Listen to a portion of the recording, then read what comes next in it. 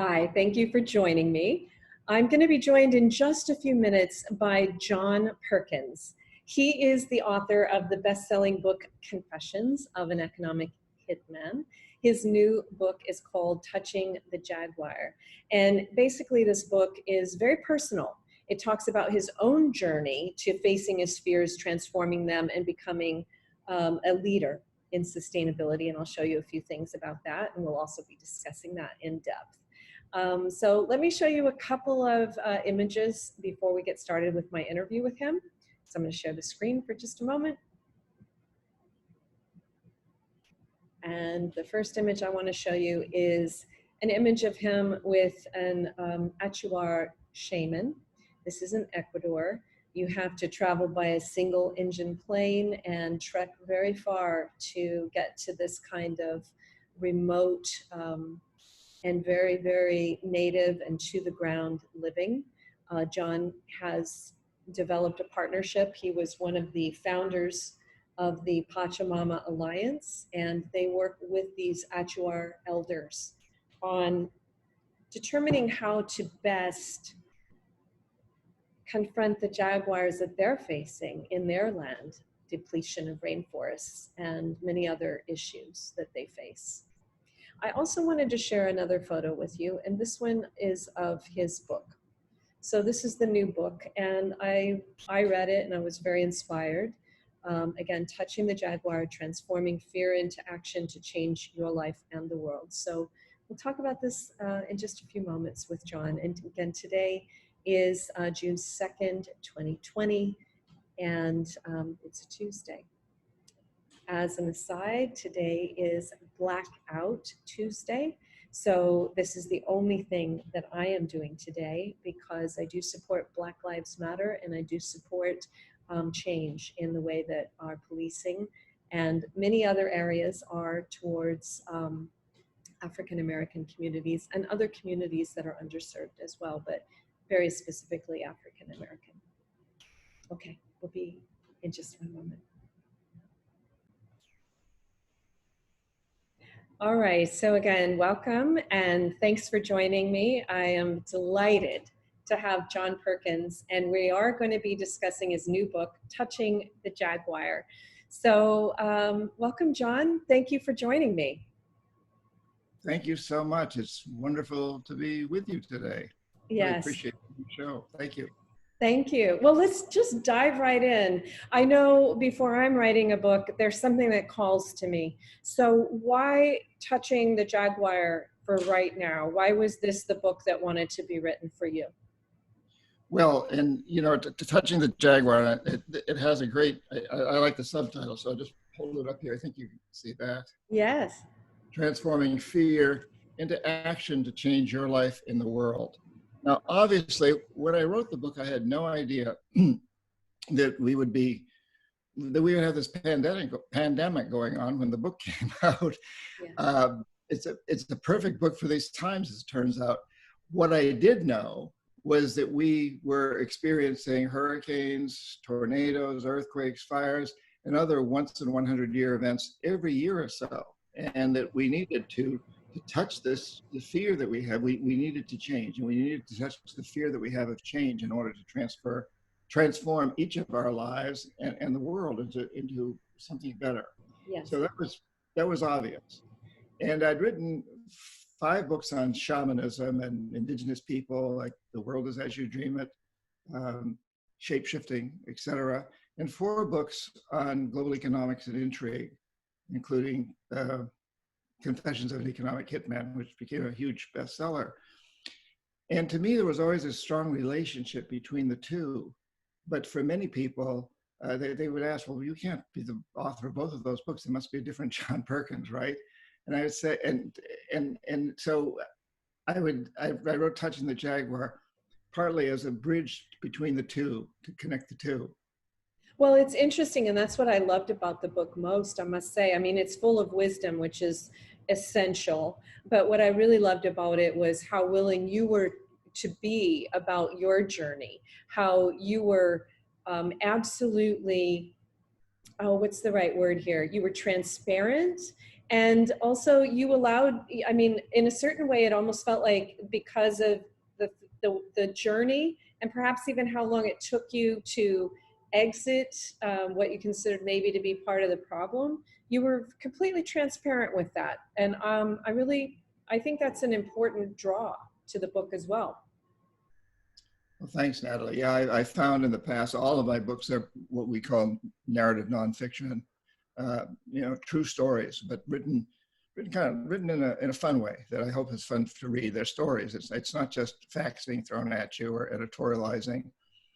And the easiest way to do that for me, and the most cathartic, frankly, is to tell my personal stories and open myself up. I've had a lot of amazing experiences in my life. I'm blessed with that, and I've done some things that I'm not at all proud of as an economic hitman.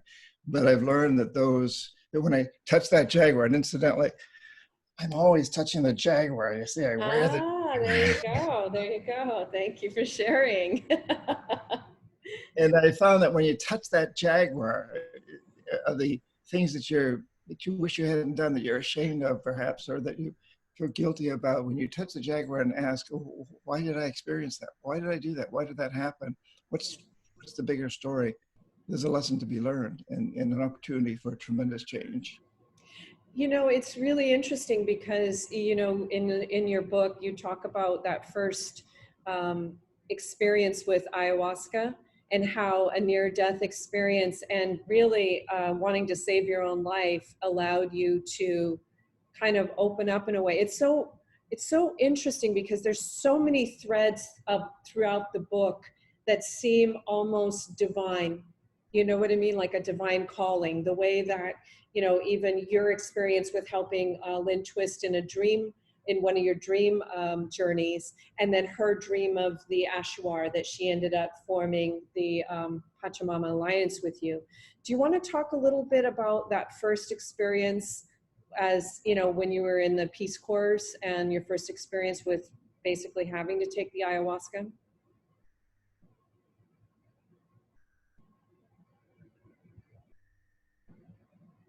Hold on. There you go. All right. Yeah. Well, sure, Natalie, I'd be more than happy to. So I graduated from business school. I'm in the Peace Corps deep in the Amazon rainforest in what's called Shuar territory with the Shuar people, indigenous hunters and gatherers. And it's 1969, I get very, very sick. I was dying. I couldn't keep any food down. I couldn't stand up by myself. It was a 3-day journey, part of it through hiking through very dense jungle to get to the nearest medical facility way up in the Andes, up at 8,000 feet high. No way I could do that.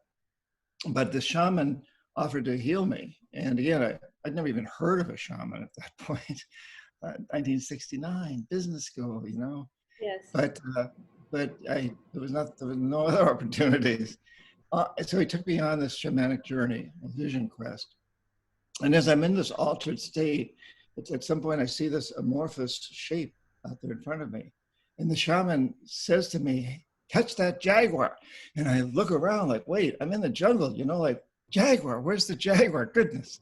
And he says, no, touch the Jaguar you see in front of you. So I reach out and I touch this amorphous shape, which becomes a Jaguar. And I hear this voice saying, the food and drink will kill you. And at that moment, I saw that how eating the food and that these people eat was very strange. They eat very strange foods by my standards. And they don't drink water. They know the rivers are filled with organic matter. So the women make a kind of beer by chewing and spitting manioc root, and it ferments, and then you can add water to it and you can drink it. And you have to drink a lot of this spit beer because you got to rehydrate. You got to hydrate a lot in the tropics.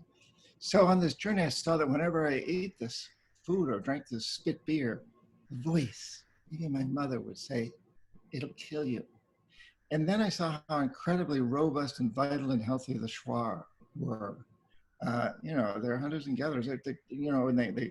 And some of them die of hunting accidents or so forth. But if they don't, they often live to be very, very old. So that one night, I saw that it wasn't the food and drink that was killing me. It was my perception. It was my mindset toward the food and drink. Wow. I mean, and in all fairness, and you actually say this in your book as well, you know, it is possible that the ayahuasca um, purged out some sort of parasite that you might have had, or something along those lines. But as I said, there's a lot in there, and that feels so divinely inspired. Do you want to address the woo-woo aspect of this a little bit? Well, yeah, and so I'd go on with the story and say that so the next morning I was feeling healthy. I was fine. And if, a few days later, the shaman came back and essentially demanded as payment to him for my healing, I become his apprentice. You know, I graduated from business school. There was no future in shamanism in those days. I didn't even know what a shaman was. It was the Right. first experience, but he'd saved my life. So I did, and later I studied with shamans in Indonesia and in Iran and Egypt and all over the Americas, and I learned that throughout all of shamanism, the basic idea is that perception molds reality. And then when you come right down to it, we know that that's the basis for modern psychotherapy also. We know that that's the basis for quantum physics, Yes. for marketing, for advertising.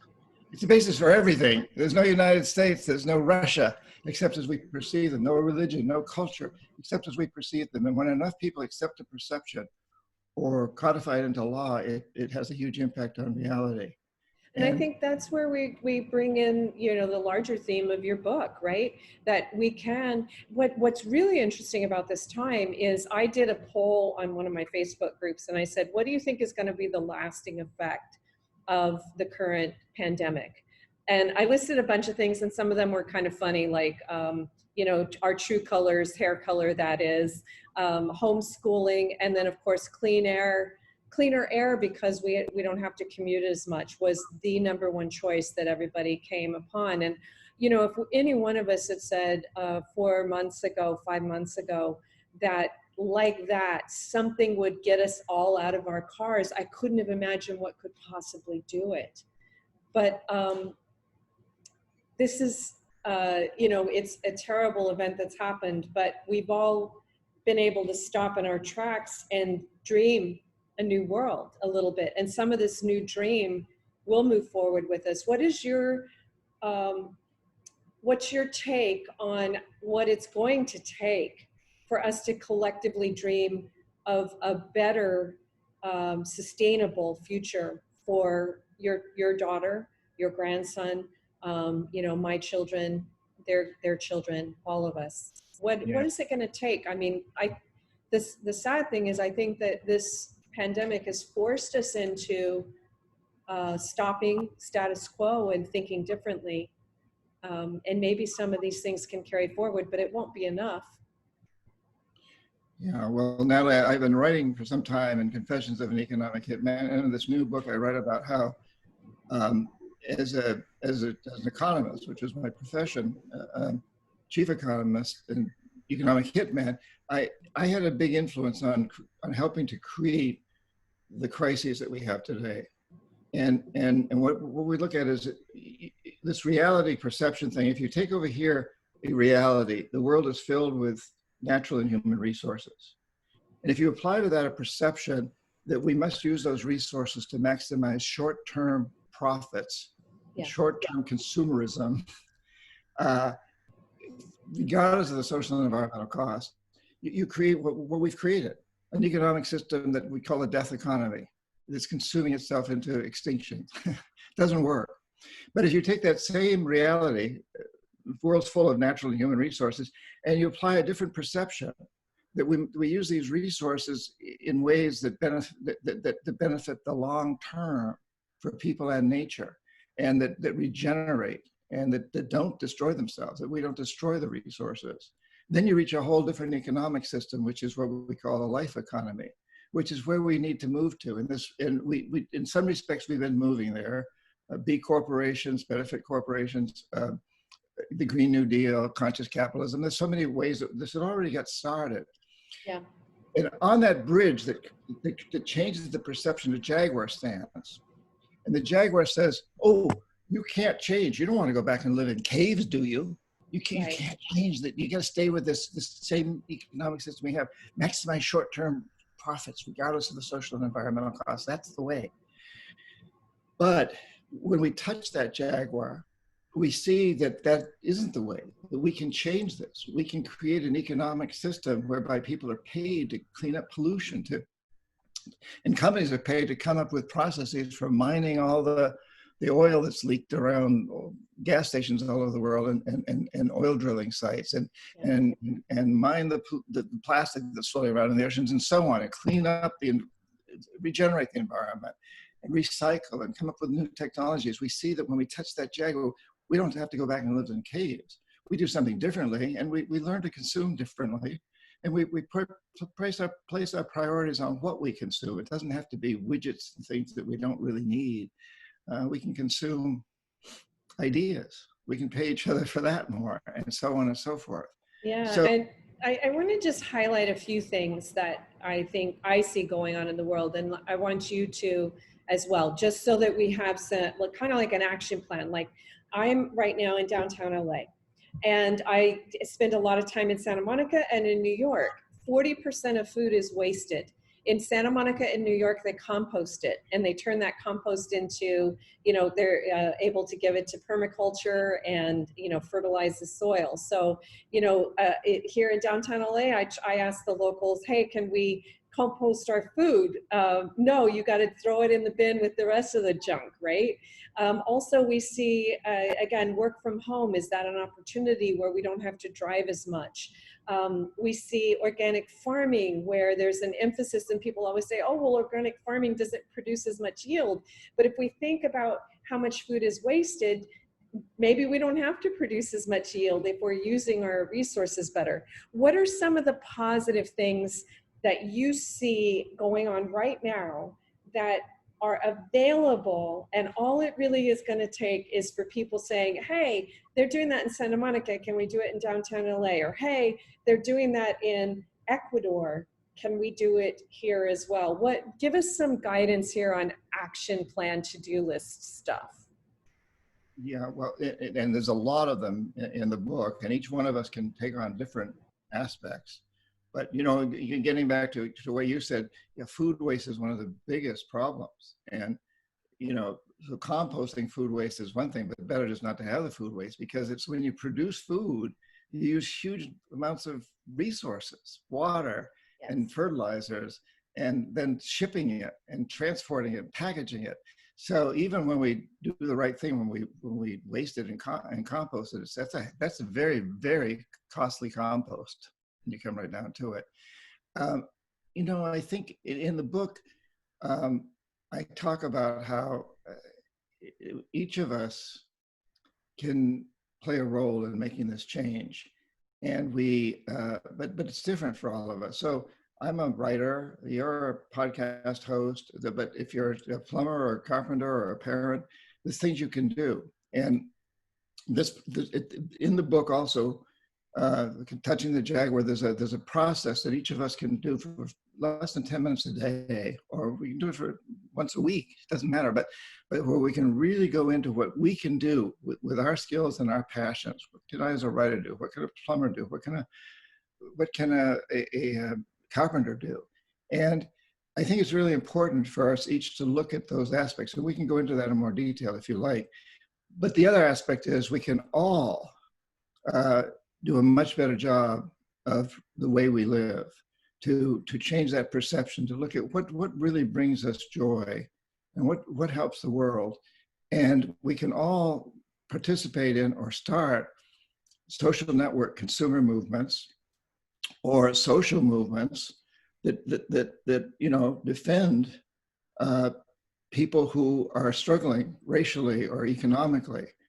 Movements that do away with exactly the kinds of problems that we've been facing with the race relationships in the United States and most of the world, frankly.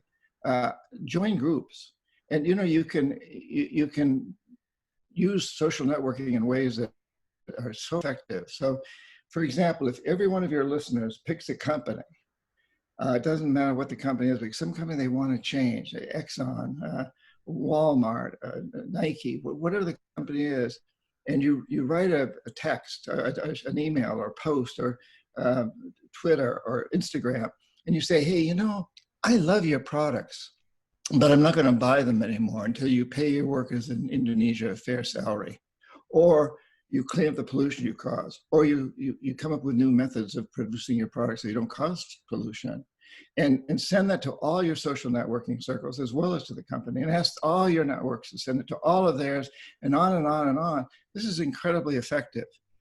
And so all of us can do that. But beyond that, each of us also can do something very individual that reflects their own skills and passions. There's a process for making that happen, a five-step process.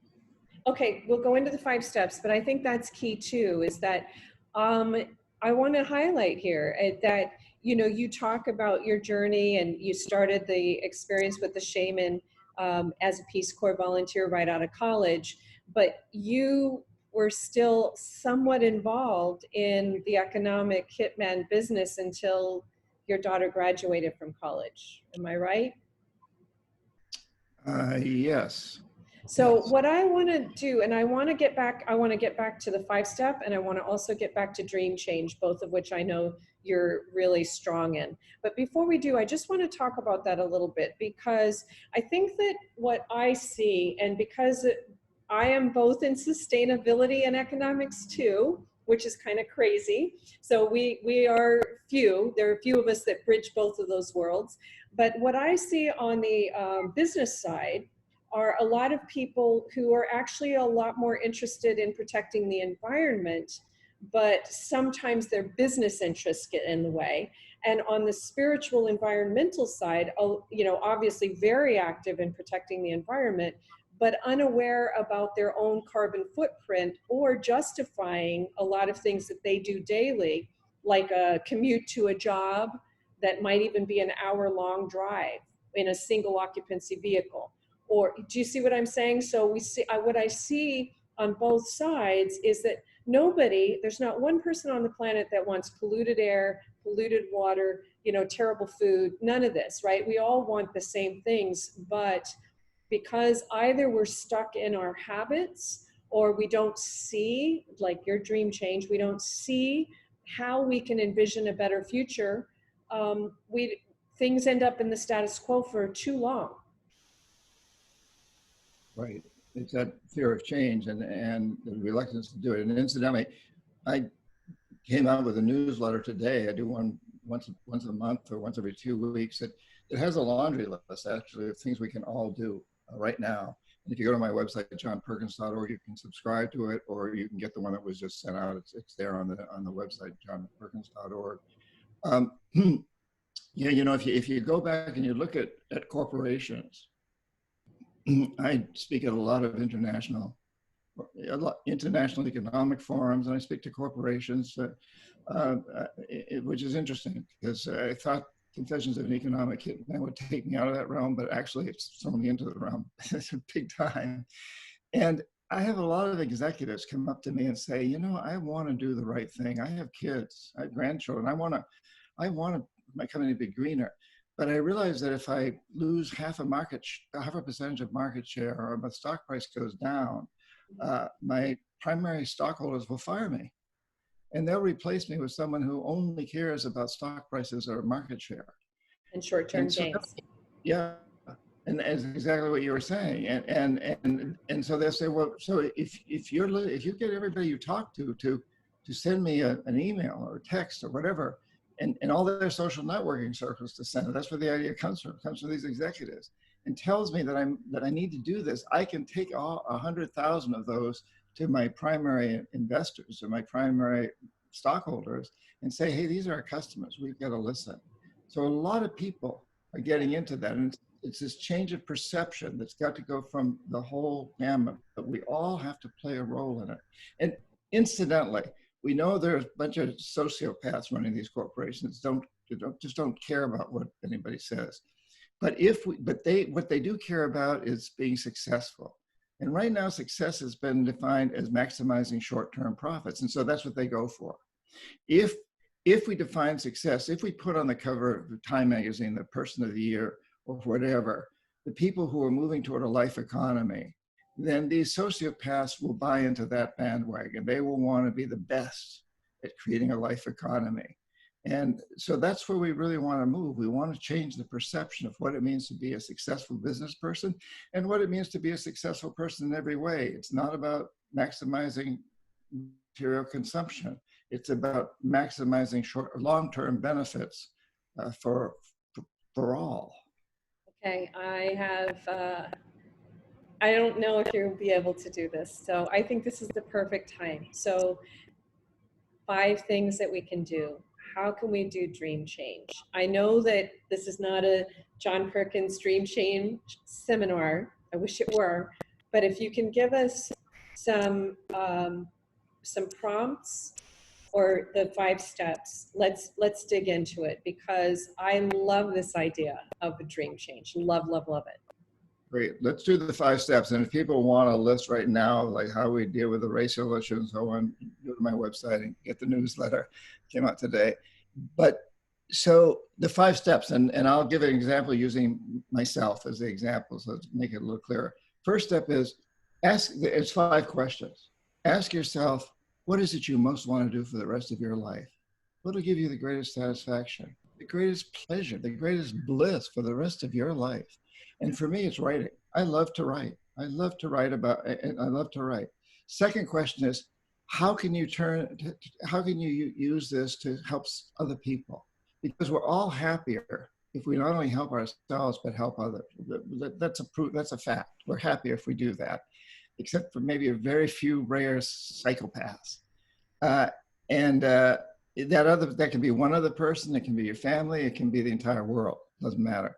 But so for me, it's writing stories that inspire people to transform a death economy into a life economy. The third question is, what's the Jaguar stopping us, holding us back? What's telling us we can't do it? And there's a lot of them, and these may change, and we have to, every day, that's why it's good to practice it, because things come up. But for me, I mean, the first one was when I was in high school. I was a great writer. I won a short story prize. I was editor of my newspaper. When I went to college, I had a professor who was a noted author, and I had great respect for him. He didn't like my writing. He gave me lousy marks. I quit school. It meant so much to me. It hurt me so much. And when I went back to school, I didn't write anymore. Instead of majoring in English, I majored in economics and business administration. And then it took me time, but eventually I understood this is his opinion. He's just a human being. And it struck me, that professor didn't like Bob Dylan's writing. Bob Dylan won the Nobel Prize in Literature. In literature, there you go. so I touched that Jaguar that says professor and said, hey, this professor can really be very wrong. I don't have to listen to him. I touched that Jaguar and I said, I can write. I know I'm not going to listen to this guy anymore. I'm not going to hear that voice anymore telling me you can't do it. Yeah. And the 5th step is actually take actions every day. And for me, a writer has to write every day. So those are the steps. One, the question, what do I most want to do with the rest of my life? How do I tie that in with the larger? How do I help other people? 2, 3, what's stopping me? What's the Jaguar? What's the barriers? And 4, how do I touch those barriers? How do I change that perception? How do I touch that Jaguar? How do I change that perception? And 5, what actions do I take every day or almost every day? I love it. Can you share with us a little bit, like people can actually on either johnperkins.org, I mean, they can find ways to participate in Dream Change seminars with you. Am I right about this? Yes. Oh, yeah, we do that. And in fact, if people pre-order the book right now, it comes out in a couple of weeks, but if they pre-order now, they'll have the opportunity to get a workbook that goes into that process in a deeper way. Those 5 steps, there's a lot that goes into it that makes it easier. Yeah. And also join a Facebook group. We've now got a great group of people on there. And every couple of weeks, I have guests. Last week, it was 2 weeks ago, it was a Mayan shaman in Guatemala who came on with me, a good friend of mine. This coming week, it's Lynn Twist, who wrote the book Soul of Money. That's day after tomorrow. Thursday. And if they join, they can get videos of the past ones, but they can also participate live or get the videos Wow. So there's a lot going on. So What's the Facebook name? Is it John Perkins? Facebook dot. They have to go to johnperkins.org and actually pre-order the book from any place. They can order it from their local bookstore or wherever, as long as they do it, because it provides the background. So yeah, it's a pretty simple process. Do you want to take us, just tell it, I mean, I know you can't do an entire Dream Change seminar in a minute or two, but what can you tell us about that process? Or is it a meditative process? Is it a guided meditative process? Is there anything that you can tell us about that maybe even before we're able to experience the full Bananarama with you, that we can start doing on our own to start changing our dream? Yeah, so the basic one is take those 5 questions, and I'll use a different example this time. I'll use the carpenter, so which is very different from a writer. What do I most want to do in my life? And the process is you write one sentence. What do I most want to do with my life? I want to work with my hands on wood, be a carpenter. And that's what will give me the greatest satisfaction. That's what I love to do. You know, and the second question, how do I tie that in with the larger issue, the life economy? And you write a sentence. I will use sustainable materials whenever I possibly can. And the third question is, what's stopping me from doing that? And the carpenter might say, my clients don't want to spend the extra money to use sustainable products. Can't make that happen. Right. And so the fourth one is touch the Jaguar. How do you change the perception?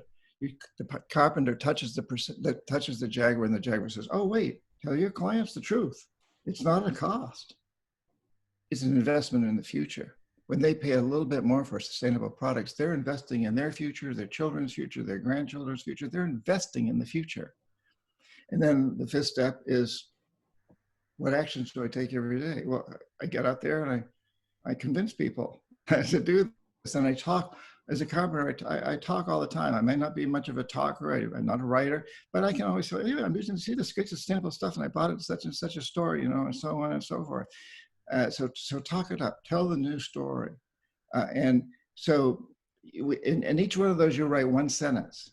And again, over time, you know, you may touch one of these Jaguars. I'm sure as a podcast host, Natalie, you've touched a few Jaguars. You've had a few voices telling you, you can't do it, and they can't do it. Never, not me, nope. And every day happened. They change, don't they? Nope, my life is easy as pie. Yeah, I can see that. You're sitting there in that field and everything. Yes. And what Jaguar did you have to touch to make that technology work? You know? Oh my goodness. Yeah, I got to tell you, it's what's even better than that. And I just want to say this for a second, be it in terms of, you know, when you do touch Jaguars, right? Like I just thought environmentalism would be my passion. I actually write books on personal finance, and sustainability was my passion. And you know, out of trying to promote my book, The Gratitude Game, and because I had by then about 15 years of sustainable things, this is actually High Grove, so it's Prince Charles Organic Farm. So my passion project led me around the world to be able to see sustainable projects, including getting hosted by the royal family on an organic farm. So, you know, it's crazy. I think you should talk a little bit about that too, because what I find is that when you do follow your passions, and when you do that little bit of investment, and again, I call it a passion project because you don't expect it to pay you, but what check could I have ever written that would allow me to do all of these visits I've done around the world in these extraordinary places? It's unbelievable. So let's talk a little bit about that for you, because you know, again, you were kind of drug in, kicking and screaming, almost half dead to your first shaman experience. And from there, now I would bet that shamans want to have conversations with you. It's not that hard to crack the ice. Well, true, and that happened actually very quickly. Once you kind of understand that it's all about using perception to change reality. I learned that in the Amazon, and it worked in the Andes also. And then when I was traveling around the world as an economist, it worked in Indonesia. I'd get to know. I'd look up shamans, and I could speak their language. Yeah, I might not be able to speak Bahasa Indonesia or Farsi or whatever, but through interpreters or even sign language and so forth, I could speak the shamanic language. Yeah, so we learned that very, very quickly, and we learned that it's all about using perception to change our realities. And you know, it's a pretty simple process. That doesn't mean that taking the actions might be difficult at times and might be challenging. But you know, when I say taking action every day, that can be as simple as sending out a tweet or a new Facebook post, or it can be as complex as running for public office, or anything in between. You know, we different ones, and every day we may change that, or every week. So we deal with one, and another one comes up. We have to deal with that. In my case, my Confessions of an Economic Hitman was rejected by 39 publishers, and as you can imagine, as an author, that's not fun, you know. No. And in fact, about the seventh, you say, "Well, the book's no good," you know. I give up. And then, but I had to touch that Jaguar. Your agent. Yeah, and the editors. And what I realized was the same process. I remember that teacher and that professor in college. And I realized, well, these editors, and so I'd get a rejection slip and I'd say, well, that editor just had a headache this morning when he went into work and just threw everything in the rejection pile. Or this editor, she had a fight with her husband at breakfast, or they're afraid of the topic, afraid they'll get sued by some. Yeah, and that was probably the most common one. But to realize that this was not a rejection of my writing or me or the book itself, this was done for some personal reason on the part of the editors. It was very, very important to go through that. And once a small publishing house bought it, it went to the New York Times bestseller list almost immediately and stayed there for a year and a half, and has now sold more than 2 million copies in more than 37 languages, I think. So, all those. My son has read it. My son read you before I did. Yeah, when I said I was interviewing you, he's like, I love him. Oh my God, I can't believe it. Yeah, well, it's gratifying to run into people all over the world that have read it. And it's, but that process, so every time I got one of those rejection slips, I had to touch another Jaguar, and the voice would say, well, don't listen to this guy. He's wrong. Wasn't always easy, but we all have that Jaguar to face and to touch. I also, one thing that I loved about the book is that there was a part in there where the shaman were talking to you about the importance for us in the developed world to have a greater relationship with nature. And I just want to talk a little bit about that, because there was a time right out of college where I actually taught in the inner city schools. And I remember one time, this was in Los Angeles, and these kids have never even been to the beach, which was literally 30 minutes away. And they'd never been, to a forest or camping or anything. And I remember one time, and it was heartbreaking for me to say this, I said, the forest, the trees, it sounds like the same thing as the freeway. And I was just heartbroken to even have to say that. But what do you think, how can we do a better job of connecting with nature to help us reveal her secrets about how we can be more sustainable? I think it's important for us to recognize that it's all nature. One of my first experience, the first time I brought a shaman to the United States, many, many years ago, from Ecuador, and I picked him up at the airport in New York City, and took him into the city in a taxi, and I asked the taxi driver to stop at Central Park before we went up where we were going to give a talk, and the shaman did not go into the park. He walked across the street to this huge building, and he put his hands on the building and leaned into the building, and then he turned to me and he says, "This building has great spirit." And I said, well, that's that's so cool. You feel the spirit? And he said, yeah, of course, don't you? And I said, well, I guess I could. And he said, don't the people live here? There's people live here, right? And I said, yeah. And he said, don't they feel the spirit of the building? And I said, well, I don't think so. And he said, well, they must be in trouble then. The city must be in trouble.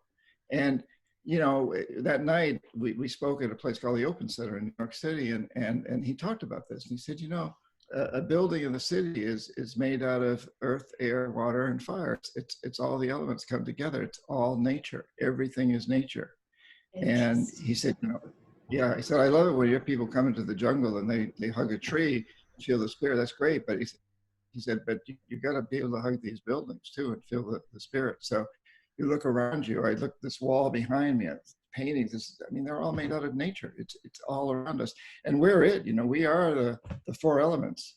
Our bones are earth, and our lungs are air, and our temperature is fire, and you know, our blood is water, and the fifth element, consciousness. We have that all the time with us, so we're always there. And yes, well, I love to get out into nature. I try to get into the woods near my home every day, but when I'm not there, I lived in the city. I lived in a high-rise for many years, and the important thing is to feel the spirit, if you will. It's a little woo-woo, but feel your connection with the earth through, you know, through the wood, through the cement, through whatever it is, because all of it comes from Pachamama, Mother Earth. We're in it all the time. We are it. Do you think though that maybe, like for instance, you know, when you're talking about what can I do as a parent, what can I do, you know, all of these different things, like as an example, we see this little organization called Green Our Planet, and in Las Vegas, they went in and there was all these schools that had grass everywhere. So they're sucking water out of the Lake Mead to water grass in schools in Vegas. Of course, that costs a boatload of money for the schools. And what they discovered is they could use county funds, get rid of the grass except for a grass playing field for soccer. And then they put in learning gardens for the kids to grow their own food. And then they had better food for lunch. And they had so much extra money that they didn't spend on watering grass in Las Vegas that they were able to hire another teacher. So do you think though that there is a value, no matter, I agree with, I mean, I love the idea that we could be more conscious about how nature is in even these things that feel to us that are not nature. But I also understand personally, as someone who just gets in a better mood outside, breathing fresh air. Is there how do you respond to that too? Or even Well, if you are stuck in your own life and kind of feeling very much like you can't change it, doesn't a change in environment help? well, it can, but you don't have to do that. I mean, if you think about it, Natalie, there's probably half the world's population doesn't have that option. You know, I mean, a lot of these people that today are rioting in the streets of our cities, many of them don't really have that option. And you know, so it's really, really important to help them understand that they too are part of nature, and that they're connected with it. And how do we teach that? I recently talked to a native North American. It was a Navajo fellow who had moved to a big city, and he said, you know, he makes a point of teaching Navajo children who live in the city, and there's a lot of indigenous people living in the cities, of how to connect with the city and how to breathe the air there. Well, I agree with you. I love to be out in nature, and it's nice if you can do that. But let's face it, it's a privilege for many of us that some people just don't have, and you can't necessarily easily create that option for them.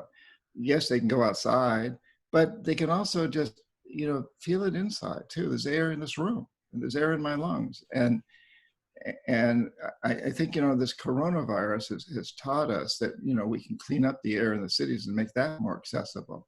And yes, I'm all for programs that you know, turn parking garages into hydroponic gardens, which can be done with mirrors that bring the sun into them and get rid of the cars. I think we need to move more and more in that direction, where our cities become more connected with nature, where they become overtly more a part of nature. But even that's going to take some time. And even before that happens, if you live in one of those areas, you need to feel how connected you are with this planet. It's all Pachamama, Mother Earth. Uh, and if you live in a place like you do, or where you can get out in nature, that's wonderful too. But not everybody can do that. I appreciate your wisdom. I want to just say one thing. I came upon this one sentence in Touching the Jaguar that I absolutely loved. You said, living in this fragile space station called Earth. I just loved it. I thought it was very poetic. Do you have any last comments, last words, last thoughts for us? I think that you've been generous with your time. And I think anybody that's going to be watching this is going to be well aware of the wisdom that you carry and are willing to share. Yeah, well, I'd say, I think that we're blessed to be alive at this time when the earth is giving us so many messages. This coronavirus is a message.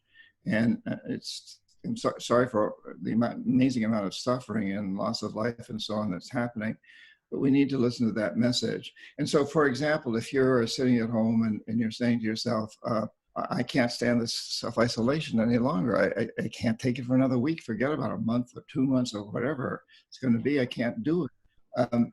That's a big jaguar.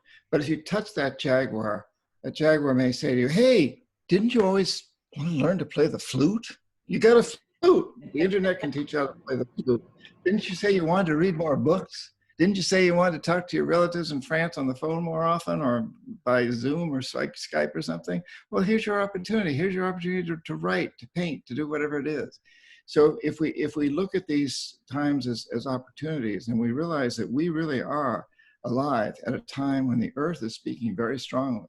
We're at an incredibly important historical time. And incidentally, every major indigenous culture has legends, prophecies that prophesize that we have entered a time that's a portal into the opportunity to transform. Thus the idea of touching the jaguar, transforming fear into action to change your life and the world.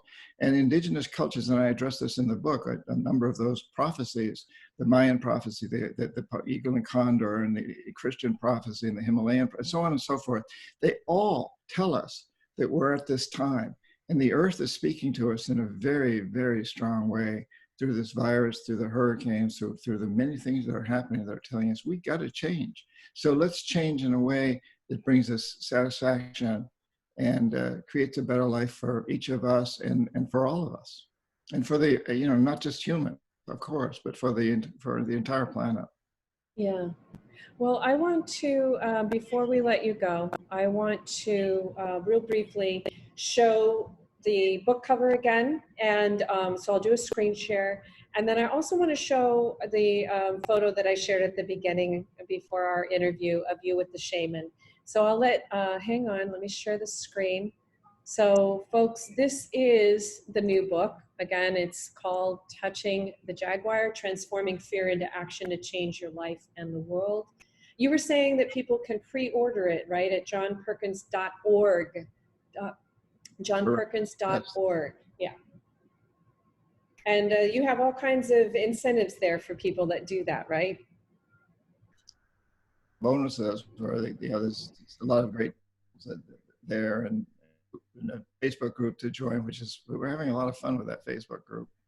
Man, I want to go on it. And here is tell us who this person is, and what maybe even just one or two things, words of wisdom from this shaman. Well, that's a Aqua shaman named Sumpa from deep in the Amazon rainforest. It's funny because you see above him this tin roof, which the government had recently provided for the school kids. And we were having a meeting in there. Normally all the roofs are thatched, natives and so on. And which I liked better than the tin one, but anyway. Yeah. So he's one of the people that talks about how we have to touch the jaguar right now around the world. That all of these signs that are coming from Pachamama. I mean, he gets it. And it's amazing because the Jaguar people were officially uncontacted until the mid-70s. And now they've partnered with us. They've invited us in to learn from them. And they want to learn from us about the outside world more and more. And they see that all these events, once in 100-year events, we looked at them as low. If you survived a hurricane, you expected the outside world to come to help you within a matter of days or a couple of weeks, bring water, food, and so on. And we didn't really listen to the larger message. And they get that. And they're saying, you know, now with this coronavirus, and I've been in contact with some of these people, that they have some access to the internet through technology. Saying, you know, the coronavirus is impacting everybody on the planet. It's no longer a local event. We're all being hit by it. There is no outside. So this is really forcing people to listen. And they're saying, if we don't listen this time around, and if we don't really transform from a death economy to a life economy, we're going to be hit by something harder and more difficult to deal with. So let's get it right this time. Well, that's the interesting thing, that this coronavirus, because I would have thought, well, you know, we've heard people saying that, oh, Mother Earth can take care of it. And you think, oh, no, we'll destroy Mother Earth. But no, I think the coronavirus has humbled us all. John, I saved this specifically for last, and we'll probably have to say something positive afterwards. Your stories about what you did with USAID money, how money flows in to the locals, how rainforest is destroyed. It was absolutely a horror to me, because I always thought that USAID was doing such great good around the world. And then I thought, how do we stop this? Because we hear daily, as like Brazil, you know, is on fire, or you know, all these places, and it seems so far away. From your perspective and from your inside information that you know, how can we stop that? How can we stop the burning of the rainforests? Well, first of all, you know, there's a lot of great people working for USAID, and I don't want to go on the record saying I'm opposed to foreign aid. I'm not at all. I think we have an obligation in the rich countries to do good things. Yes. Unfortunately, USAID, the World Bank, and many of these other organizations have become tools to promote huge global corporations. And we change that by changing our perception, by letting our politicians know, letting the corporate executives know. Like I said before, consumer movements using social networking is the most effective way right now. Letting them know this is no longer acceptable. We've got to be channeling all of our resources and all of our brains, all of our minds, to rebooting the navigation system of this fragile space station we live on that you mentioned, this planet Earth. You know, we're the pilots, and we've been navigating her toward disaster. We need to change that, and some of these organizations can be very, very effective at doing that, and we're effective after World War II. So let's take Ecuador as an example. Like, what are they clearing the rainforest to put there? Is it clearing it to drill for oil? Is it, what is the industry that's coming in behind that? Yeah, in Ecuador, up until recently, the main thing has been oil, and now increasingly it's mining, and it's been U.S. corporations, but now a lot of it is Chinese corporations. They're doing similar terrible stuff. So copper, gold. Yeah, exactly.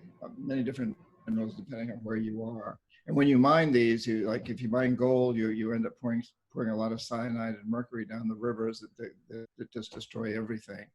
But the indigenous people, the people like the Jaguars picture you just showed me, and I talk about this in detail in the book, but for hundreds, perhaps thousands of years, they've had skirmishes, wars with their neighbors, small wars, because hunters and gatherers need a big territory.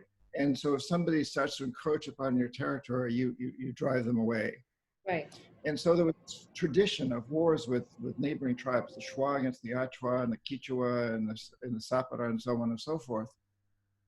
But about 20 years ago or so, they realized that the real enemy was the oil and mining companies. And so they changed their perception. They touched that jaguar and they said, oh, our former enemies have to become our allies. And they formed federations to to keep out these foreign corporations who were destroying the rainforest. And then they realized it really wasn't just the corporations, it was the perception of the world that used those products. It was us, our dream, what they call the dream of the modern world. It was us whose cultures depend on that. And so then that's when they invited me in, you know, it was actually close to 30 years ago, and asked me to form an alliance, which became the Pachamama Alliance, with these groups and with people from the countries that depend on oil and mining to change the dream of the modern world. So again, it was changing perception, and that's how we do it. We've got to come together to understand, whether it's Brazil or Ecuador or wherever, that the real driving force behind all of this is a death economy that demands these resources. And as long as you and I and all of your listeners demand these resources, they're going to be mined someplace. And the minute when we reduce our consumption of them, then those corporate interests shift to something else. I mean, we don't see any corporations trying to make a typewriter anymore, right? So I think that work from home, wow, can that be very helpful? I mean, it's going to reduce our reliance on oil, but then it might increase our reliance on lithium. It does seem to be that we're still going to be reliant on something, but man, would I be so happy when oil becomes a last century idea. Well, that's why it's important to produce new technologies that don't use lithium, or that find better ways to keep recycling lithium and so on and so forth, or manufacture it somehow out of the air. Who knows what we can do? You know, the frontier, we're just on the frontier of these things. If you take solar and wind, like 20 years ago, solar power cost $22 a kilowatt hour, and now it's sorry, $66 a kilowatt hour, and now it's 66 cents. Yeah. But there's so much more we can still do. I mean, hopefully 10 years from now, we'll look back at the solar units and the wind units we have today, and we say, man, were those primitive? We've got to come up with whole new technologies. It's a very, very exciting time, Natalie. I think moving into this life economy is so exciting. That, again, I feel very blessed to be alive at this time. I think all your listeners should feel blessed to be able to participate in this historic, perhaps like nothing before. I mean, this may be, we're going through a consciousness revolution, and a revolution in how we as human beings relate to our planet. Like perhaps we've never gone through before. Bigger, I think this is bigger than the Industrial Revolution or the Agricultural Revolution or the American Revolution. It's huge, and the Pachamama, the earth, is partnering with us to make sure we do this. And at the beginning of the program, you mentioned ayahuasca. The plant world is coming forth too. People are becoming much more interested, not only in the plants like ayahuasca that we can call sacred teacher plants, but also just in organics and in vegetarianism and veganism and honoring plants much more for their contribution to our lives. And that's, so in a way, everything's conspiring. This is a conspiracy theory. Everything's conspiring to help us move into this new consciousness. And at the same time, as in any revolution, there's a setback. The status quo wants to stop it. The Trumps of the world and all the rich people of the world who think they've got it made, they don't really want to see a major change for the most part. There may be exceptions. So every revolution has a pushback. The status quo tries to stop it, but we take energy from that. We know that when they step in like this, that means that they're afraid of us. That they're afraid that change is coming, and they think they're going to lose out. Ultimately, they may not be living in huge mansions, hopefully, and fancy yachts, but in the long run, I think they will also be much better off. They'll have much more satisfying lives. Those mansions and those yachts are filled with worries and build up egos and build up very strange emotional, psychological conditions.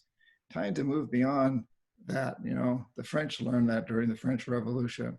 The Americans learned that during the American Revolution. But each time when it seems that we have to constantly relearn these things. Hopefully this time around, we're going to get it right, and we're going to keep moving in the right direction for the future. And our grandkids will be in children. I have a 12-year-old grandson. I think he's learning a lot in this process. I thank you so much for your time and your wisdom. And yes, we'll be sharing this. It'll be up before the end of today, so we'll be sure to get it to your people. Thank you again. And thank you for your continued, you know, die hard and long lasting life to you on your efforts to promote sustainability and to protect this beautiful space station that we're on.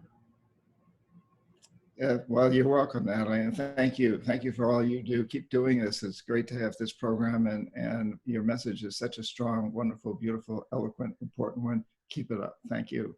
Grazie mille. All right, au revoir, everybody. I'm going to show you his books one more time, just so you get it, because it's not going to be that hard to find. Again, the best place, okay, there's that while I pull up his book. The best place for you to pre-order Touching the Jaguar, Transforming Fear into Action to Change Your Life and the World by John Perkins, is going to be at johnperkins.org. Because there you're going to be able to sign up for this Facebook page. There's all kinds of other great perks that you're going to get for pre-ordering this book. I loved it. I read it in 2 days, couldn't put it down. Thank you very much again. Bye, everyone. Thank you. Bye.